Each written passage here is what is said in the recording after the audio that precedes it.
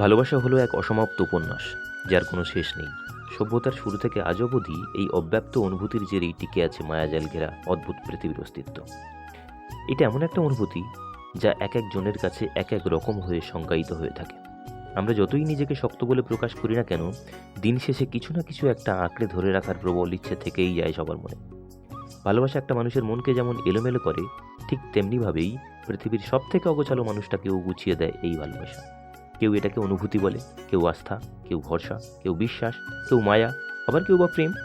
ব্যাখ্যা যাই হোক না কেন, এই স্পর্শকাতর ব্যাপারটা জীবনের প্রতিটি অধ্যায়ে ওতপ্রোতভাবে মিশে থাকে। তবে সব কিছুর পরেও ভালোবাসা হোক ভালো রাখার, ভালোবাসা হোক হাসি মুখে জীবনটাকে আরও কিছু অধ্যায় বাড়িয়ে পড়ার, ভালোবাসা হোক সুন্দর সাবলীল সম্মানের, বুকের বাঁ পাশে ও চামড়ার পাঁজরে আবৃত হৃদস্পন্দন হোক ভালোবাসার অন্তিম শব্দ। চলো, সবাই খুব ভালো থেকো এবং সবাইকে ভালো রেখো।